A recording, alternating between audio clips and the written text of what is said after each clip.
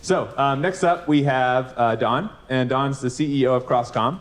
And today he's going to talk to us about how computers actually can get it now when it comes to semantic understanding. So with that being said, Don.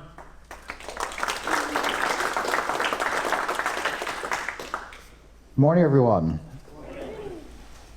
Good to see you all. It's an honor to participate in this conference. I am Don Shin. I run an emerging technology consultancy and software development studio in Durham, North Carolina called CrossCom. And I named my presentation Computers That Get It because one of my first encounters with natural language processing was when in high school my parents got me a new Macintosh. It was called a Quadra 840 AV. And it was the first Mac that had those AV letters next to it, which meant it was capable of audio-visual capabilities, had a digital signal processor in it, and it was also capable of speech recognition. So that was the one feature that I was most excited about because I was envisioning a Star Trek future where I could basically tell my computer to do whatever I wanted it to do. Got it up, set it up, and was super excited to hook up the microphone and start testing out the commands. Computer, what time is it? Computer, what's the date? And it would dutifully and faithfully tell me those things, but then I started to run into issues very quickly. Computer, tell me the difference between an English swallow and an African swallow.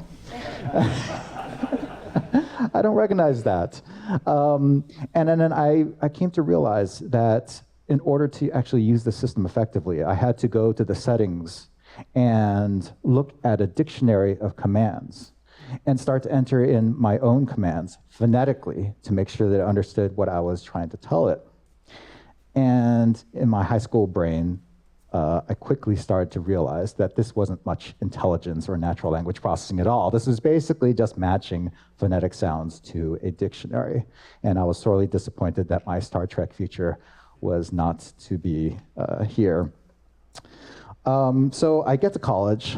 I get a computer science degree, study artificial intelligence, take a natural language processing course, struggle with Lisp, and it was interesting, but the question that came to my mind that I struggled with is when is this Star Trek future going to arrive? When are computers going to get it? Because my Quadra 840 AV did not. And it seemed like we were lifetimes away. And I came to understand in this AI course why it was so difficult for computers to get it. Because human beings are really peculiar creatures. We use a lot of words and expressions, different ones across different cultures, to mean the same thing, even when speaking the same language, like English. For instance, if I were to tell you that I am here excited to be speaking to you all right now, there's so many different ways to express my excitement. I'm fired up. Or how about, I'm beside oneself. If you were to tell that to a computer who interpreted that phrase literally, the computer might return an error saying, how could you be beside yourself? Or I'm worked up. So again, peculiar creatures. We also sometimes use a single word or expression to mean many different semantic things. That word that I have right there, I need some volunteers. Can someone offer to me what that means to you? Go ahead. Front of a boat. Right? Gesture of respect. Great. Violin bow. Great. I love some arms, weapons fans here. Something you shoot an arrow with. Yes, yes. Or what's that? A dog's bark. Exactly. Those are all true answers. And in fact, there's even two different pronunciations, bow or bow. Talk about semantic confusion right there. So again, human beings are peculiar creatures. One more scenario. Sometimes human beings say something that means the exact opposite of what it literally says. Because humans tend to embed sentiment within the literal words that are oftentimes as much or more important than what the words actually say. So if you were to ask me, are you willing to help me? And I said, oh, sure, because I have nothing better to do than help you with that. What am I saying? Am I saying I'm willing to help you? Possibly. You know what? In fact, a computer might say, oh, good, you have nothing better to do than to help me with that. So again, human beings are peculiar creatures, and that's what makes natural language processing and so difficult, and for computers to understand us so difficult. But that holy grail is so alluring, because what would happen if computers could understand semantic meaning? Well, they could search for information of semantic relevance to a given topic of discussion or concern, regardless of differences or ambiguities in expression. They could also matchmake similar people or objects based upon semantically similar attributes. And they could also understand the underlying sentiment of an expression or statement. So all these things are super interesting, and I want to show you all practically why they can make a world of difference in the software systems that we build.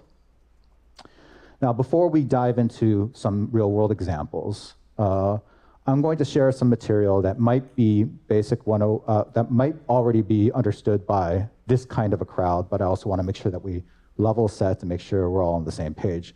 So in order to actually have a chance for computers to understand semantic meaning, we actually have to have a methodology for mapping semantic meaning and mapping similarities and differences. So I'm going to talk about vector databases as a tool for creating a space that maps out similar semantic meaning. So, semantic meaning. There's a lot of ideas in the world, right? There's a lot of knowledge in the world.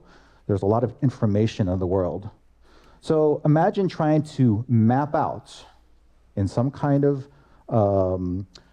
space all the information of the world today along one singular axis with similar meanings in close proximity to each other. What would that look like?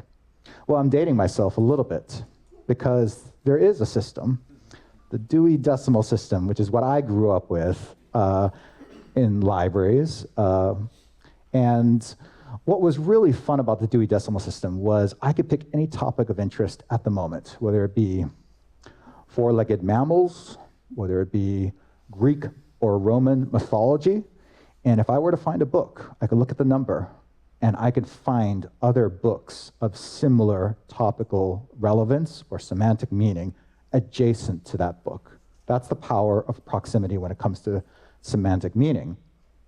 And so the Dewey Decimal System did something really interesting. They split up several categories, I think 10 categories, into groups of 100, and then basically put books according to subsections. And again, if you were interested in a particular topic, you could find a book, and then you could look to the left and to the right and find other books that were likely of interest to you. But there's some limitations to mapping the world's information along one singular axis. That is interdisciplinary knowledge.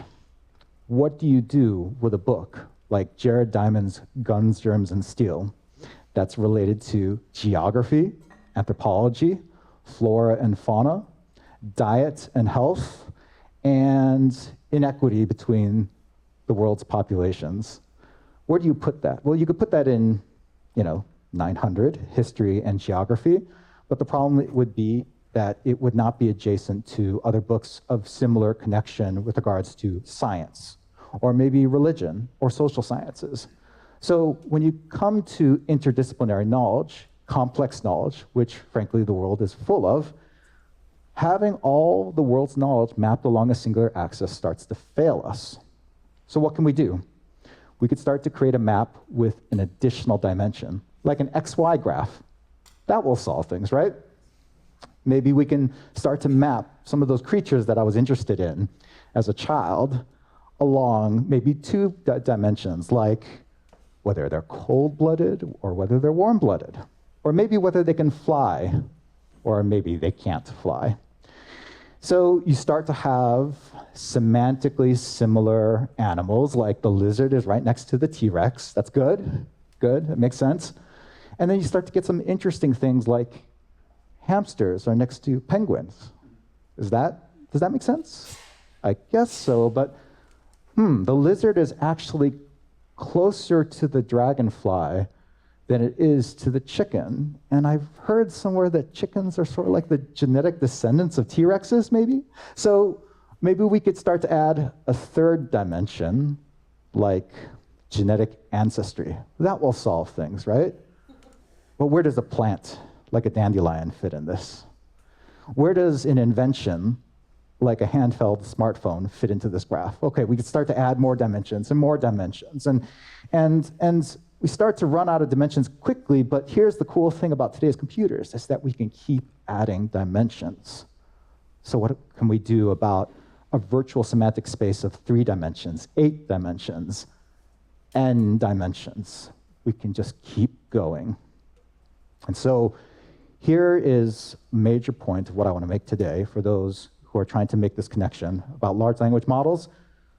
Language models can represent semantic meanings as embeddings, i.e. high-dimensional dense vectors, numeric arrays, according to semantic similarity, so that the nearest neighbors in an n-dimension space have similar meaning and context. So, also, a large language model text prompt that the user provides to a computer system can also be transformed into a vector, so that semantically similar entries in a vector database can be retrieved by proximity, semantic proximity. Let's talk about how that technology can actually be used in real-life scenarios to power applications that actually help people. That's something of great concern to me, because as an emerging technology consultancy, I am interested in how emerging technologies can actually make a positive difference in people's lives. And so I'm so glad to be here in an applied AI conference. We're going beyond just theory into practical relevance. One of our largest clients is American Cancer Society. We had the opportunity and the privilege to build their premier patient-facing mobile app platform called ACS Cares. It's an app that you can download for iOS and Android at the moment. And we are working on some interesting functionality that leverages semantic meaning to improve the end-user experience and hopefully improve people's lives in the process. One of those features that we are implementing, and these features are going to go live on August 1st, is semantic search and recommendations. At the moment, American Cancer Society has the benefit of having thousands of web pages, information, content, useful for every topic of relevance to cancer patients undergoing treatment or recovery, or even in need of financial assistance or resource assistance. And we, at the moment, have a traditional keyword-based search function. We are enabling semantic search to find content of similar meaning. And that could be particularly important when you come to knowledge domains where there are multiple ways of expressing the same idea. There are informal ways and general ways to talk about cancer, and then there are more scientific or medical terms to describe cancer, like melanoma. Having an understanding of the intention and the semantic relevance of what the user is interested in and how they need help could be really valuable in making sure that you provide a user experience regardless of whether they know a particular keyword or term or not. Interestingly, we're taking a hybrid approach. We're not throwing out the old search model, the old keyword-based model. We're taking a hybrid approach that merges those traditional keyword-based search results with the semantic results, basically executing 2 searches at once, getting the results through the old and new methodology, merging them and presenting to the user based upon weight. There's also an interesting other feature that we've implemented, related content recommendations generated by semantic meaning. What do I mean by that? So when you go to a piece of content here, a user can be recommended semantically similar content to the content that they were just viewing, and that's all dynamically generated. Doesn't need any administration, doesn't need any oversight or any manual mapping of content. Those are dynamically generated as they continue to update their content database. Basically, a semantic powered recommendation engine. Now, some of you might be thinking to yourselves, well, isn't this just a fraction of what RAG is all about? So why not just have RAG? Why not produce those AI-generated results that Google has been implementing? Well, because of that glue example that a previous speaker had shared, but sometimes less can be more. Not every scenario needs or is benefited by AI-generated summaries. There's a lot of scenarios in the world where hallucination cannot be tolerated. Medicine, healthcare, anything related to your health, anything related to having large amounts of liability. The legal profession, any of you recall that scenario where a lawyer took a whole bunch of ChatGPT generated content, brought it to court, only to find out that all the cases referenced were hallucinations, and they got in a lot of trouble for that. So there are a lot of real-world scenarios where there can be zero tolerance for hallucination. Also, there are scenarios in the world where provenance, basically where the information came from, who authorized it, who wrote it, who validated it, provenance and sourcing are just as important as the content itself, like the legal example I offered. And then finally, there's also a lot of content that benefits more from being experienced rather than summarized. Movies, music, photography, images.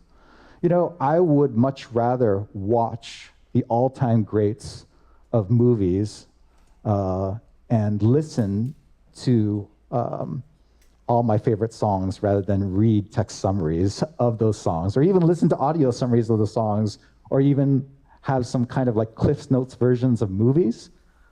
A lot of media is actually meant to be experienced rather than summarized. And then finally, yes, this is the foundation. Semantic search is the foundation for retrieval augmented generation. But if you take out the step of generating content, it can actually be faster and more performant, especially if you don't need it. Another example where we tried leveraging semantic awareness in a novel way is through pairing and matchmaking. So one of the things we're really proud about with ACS Cares, that mobile app, is that it allows for patients to be match-made and paired with volunteers who are interested in helping cancer patients along their navigation journey. And at the moment, there is a simple forms-based rules engine that allows for users to express their preferences. Like if I'm a male, perhaps maybe I want to be paired with a male volunteer. Maybe if I'm Asian American, I want to be paired with another Asian volunteer. Or maybe I want to be paired with a volunteer who experienced the exact same type of cancer that I experience and am struggling with. But again, going back to dimensions, you start to run out of, if you start to add more questions, the form gets longer and longer and longer and less user-friendly. So what we have implemented is an opportunity for both patients and volunteers to add a little short one-paragraph bio about themselves and their experience with cancer. And then we basically assess the semantic meaning and then take a hybrid approach where we match not just according to the rules engine we previously built, but also along the semantic similarity of their background and story. So imagine someone basically saying, a patient basically writing their bio, I've just been diagnosed with cancer, and I also found out that I'm pregnant. That's a very unique life circumstance. And if there happens to be another volunteer that went through that kind of unique circumstance, then what we do in the search results, I don't know if the animation played or not, but basically we offer the traditional search results, and we also say there are several individuals who do not strictly fit the criteria, but you may be interested in exploring pairing with them. And then we can offer those semantic similarity recommendations as well. And unfortunately, I don't have a publicly available sentiment analysis example to share with you, but I wanted to pose a thought experiment. Let's just say that we are writing a customer service AI-powered engine to handle inquiries to our travel booking agency. Customer A says, hi, I'd like to go to Maui. Customer B says, I'd love to book my trip to Maui sometime this century, please. Well, firstly, you don't want your AI bot to say, oh, when this century? That would be an inappropriate response. I'm not going to go into how a travel agency should bifurcate its customers. But however it chooses to do so, the question is, if semantic sentiments could be quantified, would a business want to handle those two customers differently? Well, sentiments can also serve as dimensions of semantic meaning as well, and then you could write business logic to handle the differences in sentiment. We're running short on time, so I'm just going to briefly go over some helpful tools, components for handling semantic meaning, semanting.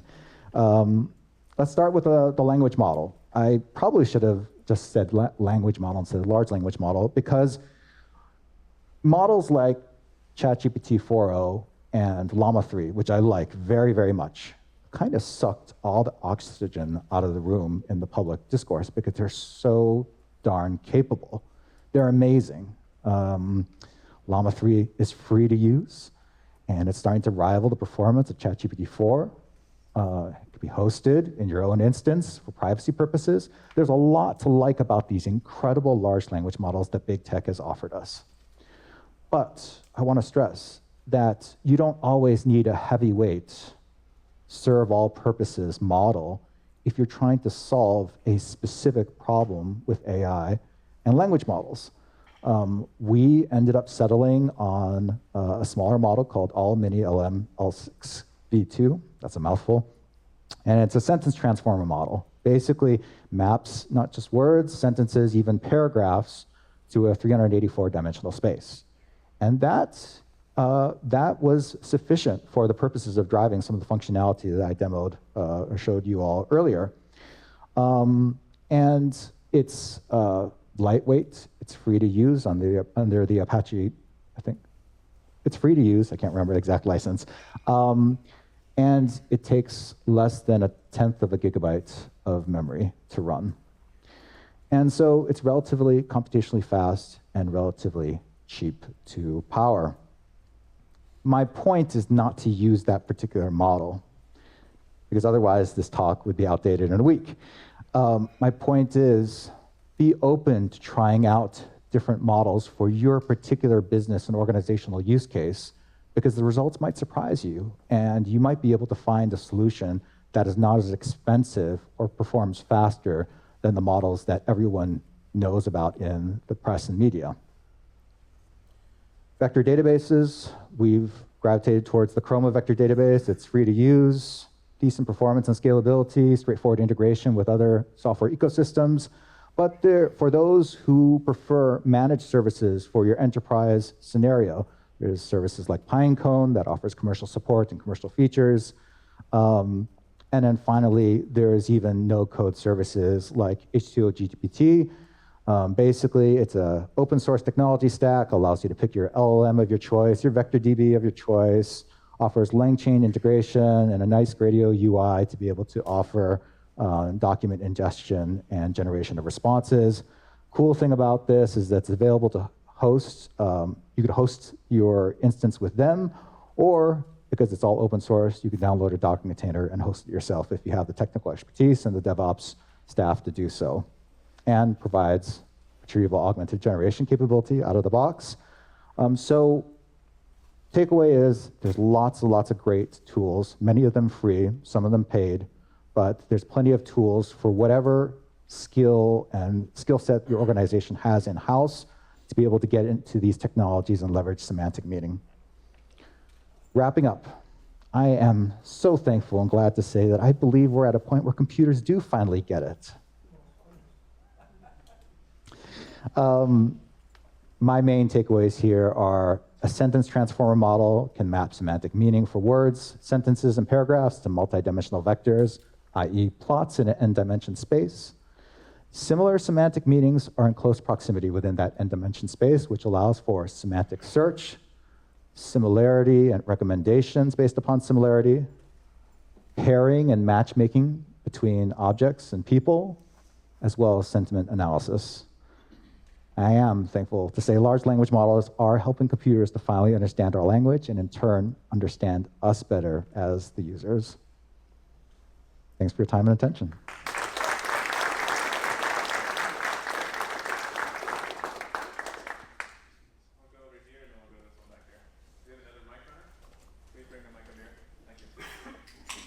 Thank you for your insights. So Don, I appreciate your mention of LLMs and choices of LLMs and choices of vector DBs, but you also mentioned a couple of other things. One was a mention of the keyword and semantic combination, like hybrid. So I was wondering if you're using like some sort of a keyword tool as well. And then there was a mention about rules, and I was wondering if you're feeding some rules into the querying so that it can look through those rules and answer the questions as well.